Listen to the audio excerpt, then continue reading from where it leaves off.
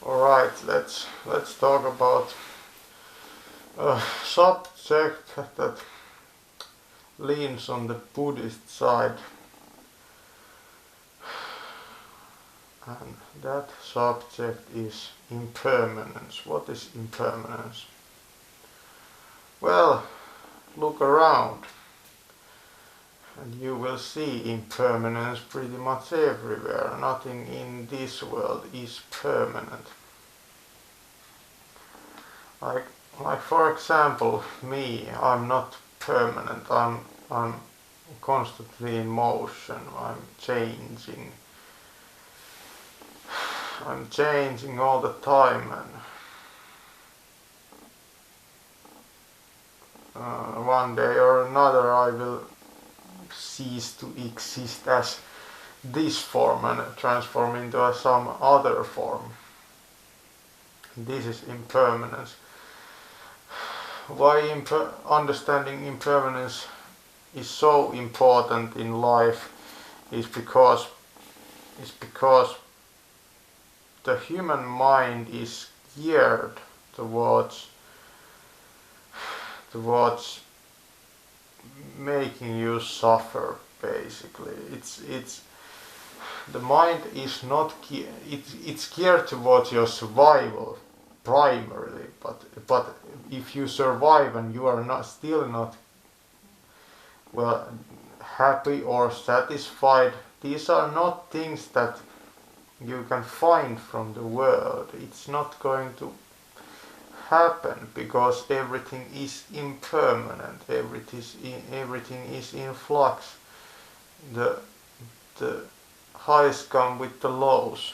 If you want to cut the lows out of your life, you have to cut the high points out of your life. You're not gonna get the equilibrium of peace if you still want the highs of life. The highs come with a price, and that is the low. So you know this. This is so important, especially everyone knows this when it comes to drugs and stuff. The higher you go, the lower you will crash, and that's the stuff that every addict learns pretty early in his journey with the substance, that every high comes with a price, and that price is getting more and more expensive as the addiction grows. Every addict knows this. So that's related to drugs, but I'm going to talk about relationships. Relationships are the same pretty much. They have highs and lows, and highs come with the price of lows. Is this a state of peace? Well, no, it's not. It's just life in happening. If you live in the roller coaster, you are not gonna be peaceful. You are not gonna find that grounding that you need, especially if you have emotional regulation problems. Like if you search for the cure in the world, you're not gonna find it. It's not there. There's no way you can find balance in the world, because everything upsets the balance in the world. And why this is because the nature of the world is not really the same as the mind. The mind and the world differentiate in a sense that the mind thinks that the world can bring satisfaction, but the mind is also geared towards survival. Think about if you fucking had sex and you were happy and fucking fulfilled for the rest of your life. You wouldn't have sex again. You wouldn't bear any more children, you wouldn't care because you were so happy. If you were happy, you wouldn't care about these fucking things like reproduction and raising a family and having a house and all these things would be pretty much irrelevant at that point because you would be fucking blissful and you wouldn't care about these things. But we care about these things. Why is it? Well, because we believe that they bring us something that we lack, but actually what they bring is more and more suffering and problems to the world. Well, look around you. You see all these people we have, fucking 7 billion people on this planet Earth or something like that. That's a pretty high number. And why are we here? Because our mind is geared towards our survival. So if we live against the survival principle, which is the stuff that really brings you a lot of misery in the end, and that you end up wasting your life not really exploring who you are, but exploring the world and in the end the empty distractions of the world. They don't really have essence that can fulfill you because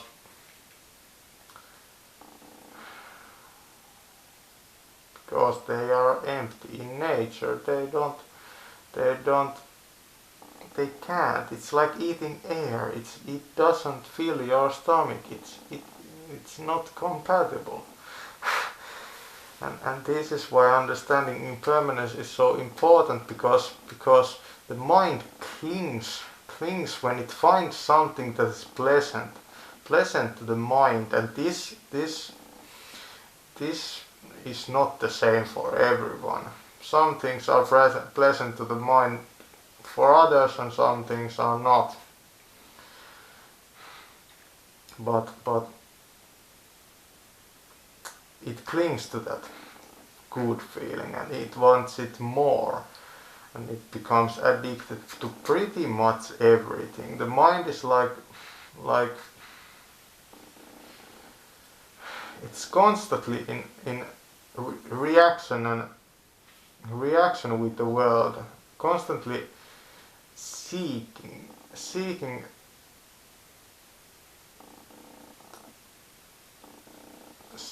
something from the world that doesn't really bring it much, but the increasing of the hunger. And it's all about hunger in the end, because if you simplify your life to the very essence, it's about hunger. If you want something, you are hungry for that thing. Like think about, we have 7 billion fucking people on this planet. I'm one of them. And why is this? Because people are hungry for sex, and what that brings us is more hunger to the world that we have to feed, which brings more hunger to the world that we have to feed, and this grows and grows and grows and grows.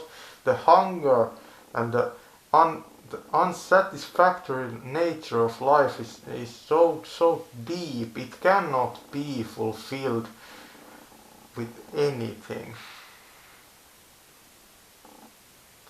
So the only way to fulfill it is to just stop trying to fulfill it, and it will reveal its true nature and fulfill the emptiness with emptiness.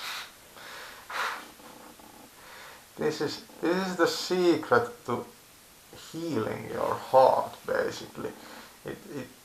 doesn't happen through other people. It happens through understanding the true nature of reality.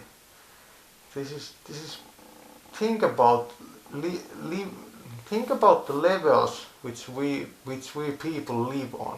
Think about people that struggle against reality, struggle against life, struggle for survival, struggle that they will get to the next generation and worry about their kids and worry about stuff and have some highs in their life, have some lows in their life, probably have some really deep lows, some really high highs, and probably have, in a sense, they have a life of great experience and a great deal of suffering, but what that life lacks is insight to the nature of what that life really is. And that illusion, that feeling that I'm really living now, that's the point. That's the point of the contemplative life. It's the reason why some people step to the direction of monkhood and all that, because it's not about the experience really. It's about understanding what the experience is in essence. Not about the content of the experience. And through this insight we can bring some detachment to our life, and really when we bring detachment, and this comes through celibacy, through meditation, through really honing the mind, through shadow work, through studying your dreams. With these practices you can bring so much detachment to your life that pretty much the highs won't exist, the lows won't touch you, nothing will touch you, and you will pretty much become immortal. And there's a price to pay. You're gonna lose those highs, and you are going to lose those lows. You are going to lose your depression. You are going to lose your ecstasy. There's no place for that in the contemplative life. Contemplative life is like a straight line, and it's focused. It's not like a rocky mountain ridge that you walk across like, oh, there's a high, and now there we are going low, now darkness, now light, now dark, now light, now dark, now. You know, it's not about that. Contemplative life is about constant progress towards higher and higher realization, until we, in the end, really disconnect from the body to a state that nothing can touch us. Who would want this? Well, there comes a point in human life, probably in every soul's journey, there comes a point that you have lived too long. You are tired.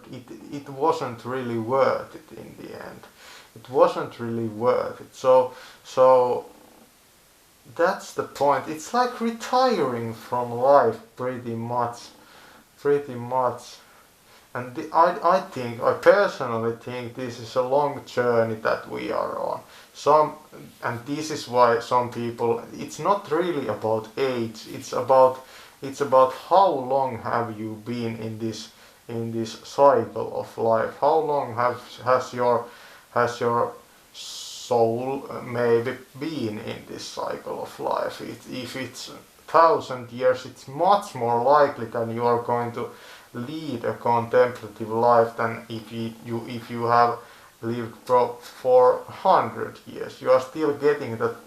You are still enjoying those highs, but as your personal soul, it's not really I'm going to film a video about this another time, but as your personal soul develops, the distance that you gain from the world increases all the time. And at some point in one of those lives, nothing can really bring you any satisfaction in the world, because you see through it. You have too much consciousness to be unconscious. Pretty much you have too much consciousness to have those things that previously brought you joy, or how can you say it? It's not really joy. It's a state of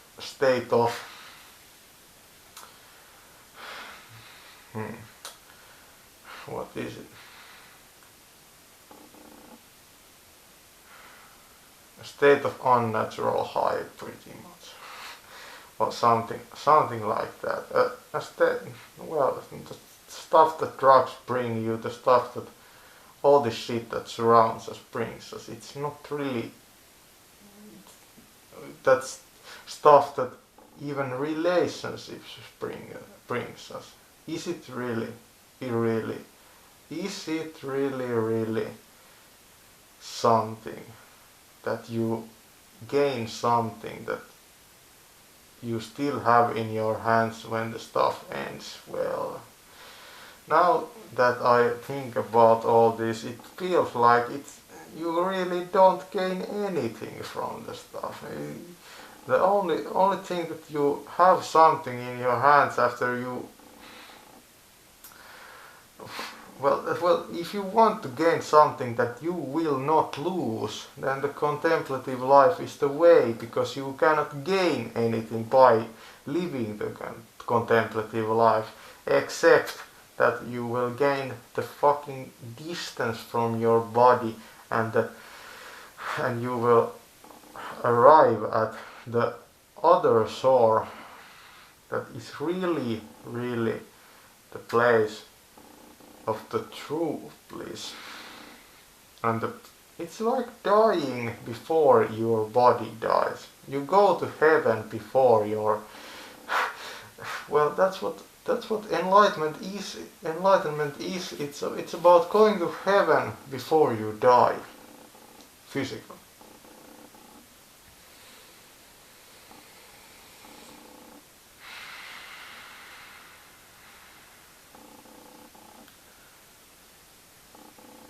And this is why understanding impermanence is so important, because nothing will ever last. Nothing will ever last, and when it ends, it feels like it didn't even happen.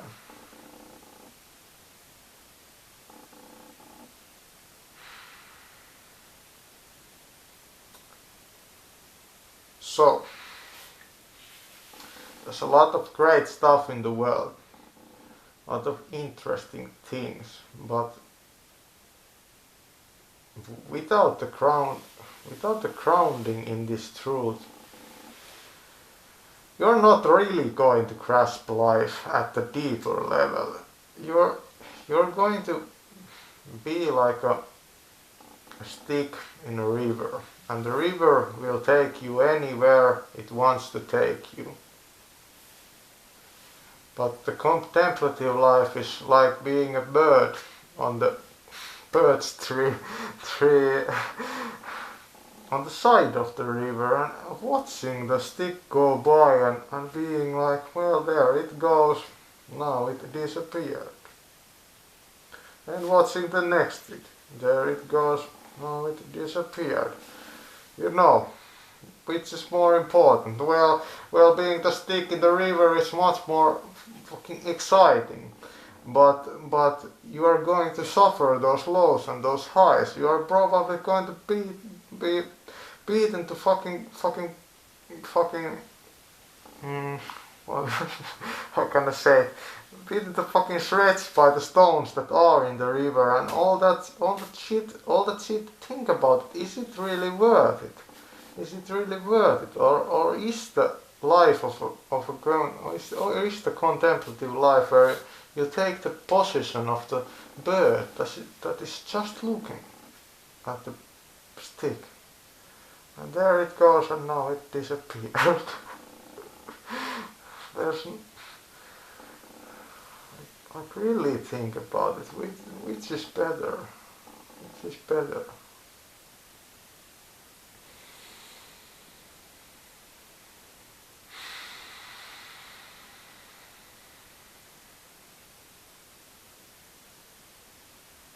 So, I think I have nothing more to say about impermanence, because the sticks, they go and they pass. Just like this video I just watched from behind my eyes, where as I talked, and nothing really moved in my spirit. I was completely motionless this whole time. And this is the nature of life. It's actionless action.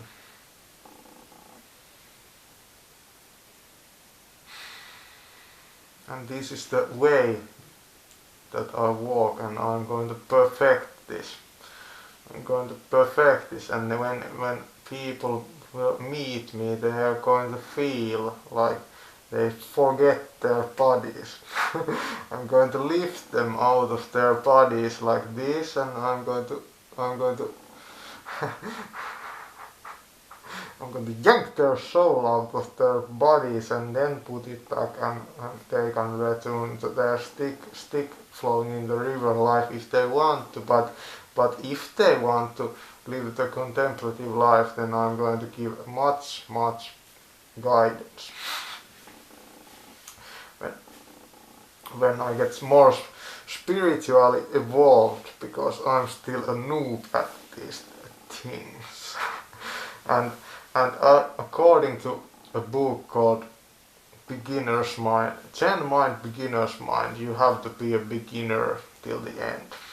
That's how you reach the final enlightenment, by not reaching it. Thank you.